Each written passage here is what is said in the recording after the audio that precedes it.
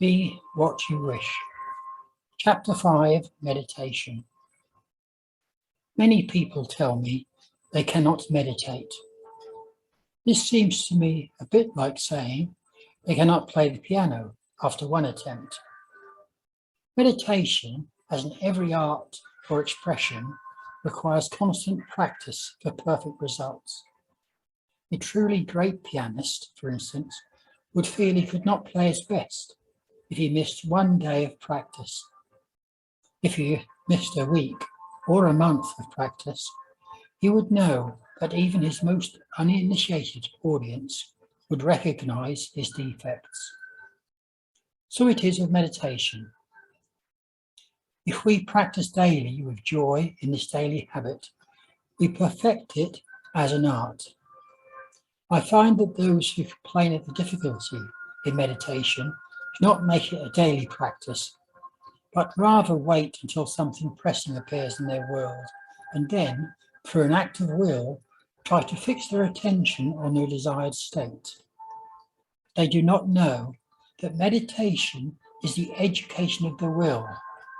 For when the will and imagination are in conflict, imagination invariably wins.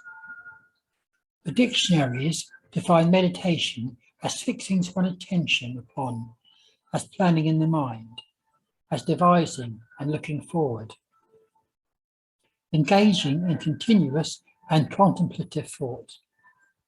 A lot of nonsense has been written about meditation. Most books on the subject get the reader nowhere, for they do not explain the process of meditation. All that meditation amounts to is controlled imagination and a well-sustained attention. Simply hold the attention on a certain idea until it fills the mind and crowds out all other ideas out of consciousness. The power of attention shows itself the sure guarantee of an inner force. You must concentrate on the idea to be realized without permitting any distraction. This is the great secret of action. Should the attention wander, bring it back to the idea you wish to realize and do so again and again until the attention becomes immobilized and undergoes an effortless fixation upon the idea presented to it.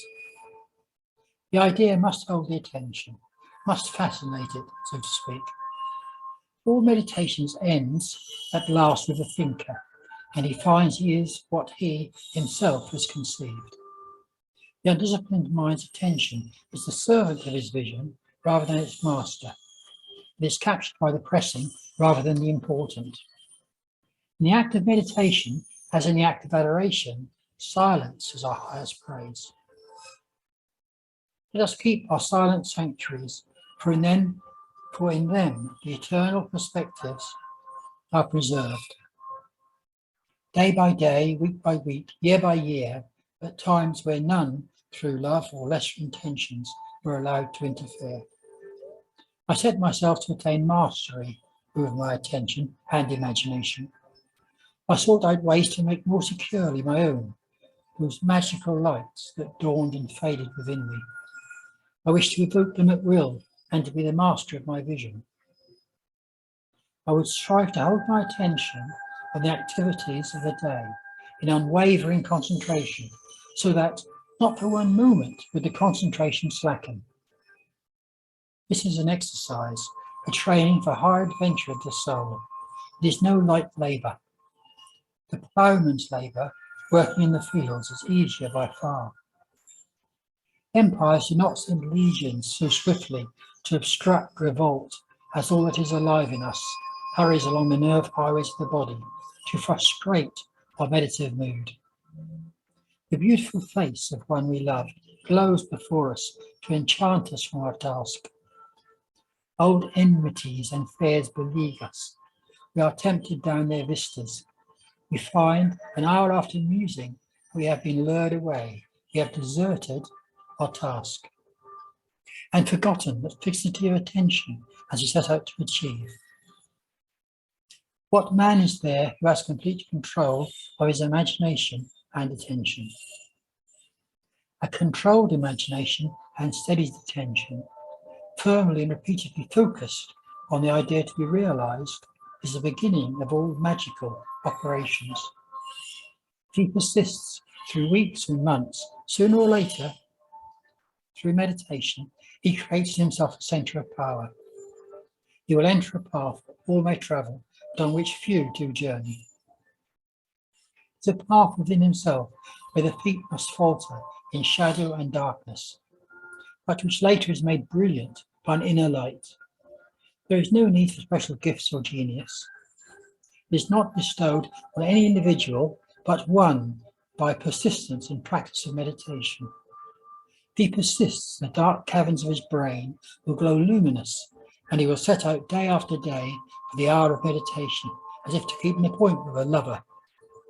When it comes, he rises within himself as a diver, too long underwater, rises to breathe the air and see the light. In this meditative mood, he experiences in imagination what he would experience in reality had he realized his goal, that he may in time become transformed into the image of his imagined state. The only test of religion worth making is whether it is true-born, whether it springs from the deepest consciousness of the individual, whether it is the fruit of experience, or whether it's anything else whatever. This is my reason for speaking to you on my last Sunday in Los Angeles about the true religious attitude. What is your religious attitude? What is my religious attitude? I shall endeavour to show you that the methods of mental and spiritual knowledge are entirely different, for we know a thing mentally by looking at it from the outside, by comparing it with other things, by analysing and defining it, whereas we can know a thing spiritually only by becoming it. We must be the thing itself, and not merely talk about it or look at it. We must be in love if we are to know what love is. We must be godlike if we are to know what God is. Meditation, like sleep, is an entrance into the subconscious. When you pray, enter in your closet. When you have shut your door, pray to your Father, which is in secret, and your Father, which is in secret, shall reward you openly. Meditation is an illusion of sleep, which diminishes the impression of the outer world and renders the mind more receptive to suggestion from within. The mind in meditation is in a state of relaxation akin to the feeling attained just before dropping off to sleep. This state is beautifully described by the poet Keats in an ode to a nightingale. It is said that as the poet sat in the garden and listened to the nightingale, he fell into a state which he described as a drowsy numbness, pains my senses, as though of hemlock I had drunk. And after singing his ode to the nightingale, Keats asked himself the question, was it a vision or a waking dream? Fled is the music, do I wake or sleep? Those are the words of one who has seen something with such vividness or reality that he wonders whether the evidence of his physical eyes can now be believed. Any kind of meditation in which we withdraw into ourselves without making too much effort to think is an outcropping of the subconscious. Think of the subconscious as a tide which ebbs and flows.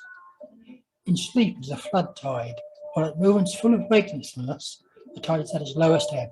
Between these two extremes are any number of intermediary levels. When we are drowsy, dreamy, lulled in gentle reverie, the tide is high. The more wakeful and alert we become, the lower the tide sinks. The highest tide compatible with the conscious direction of our thoughts occurs just before we fall asleep and just after we wake. An easy way to create this passive state is to relax in a comfortable chair or on a bed. Close your eyes and imagine that you are sleepy, so sleepy and so very sleepy. Act precisely as though you are going to take a siesta. In so doing, you allow the subconscious tide to rise to sufficient height to make your particular assumption effective. When you first attempt this, you may find that all sorts of counter thoughts try to distract you. If you persist, you will achieve a passive state. When this passive state is reached, think only on things of good report. Imagine that you are now expressing your highest ideal, not how you will express it, but simply feel here and now as you are the noble one you desire to be. You are it. Now, call your high ideal into being by imagining and feeling you are it now. I think all happiness depends on the energy to assume the feeling of the wish fulfilled, to assume the mask for some other more perfect life. We cannot imagine ourselves different from what we are and try to assume that second more desirable self. We cannot impose discipline on ourselves, but we may accept discipline from others. Meditation is an activity of the soul. It is an active virtue, and an active virtue as distinguished from passive acceptance of a code is theatrical. It is dramatic. It is the wearing of a mask. As your goal is accepted, you become totally indifferent to a possible failure. For acceptance of the end wills the end. For acceptance of the end wills the means to the end. When you emerge from the moment of meditation, it is as though you were showing the happy end of a play, which you are the principal actor. Having witnessed the end in your meditation, regardless of any anticlimax state you encounter, you remain calm and secure in the knowledge that the end has been perfectly defined. Creation is finished, and what we call creativeness is really only a deeper receptiveness or keener susceptibility on our part. And this receptiveness is not by might nor by power, but by spirit, saith the Lord of hosts. Through meditation, we awaken within ourselves a centre of light, which will be to us a pillar of cloud by day and pillar of fire by night.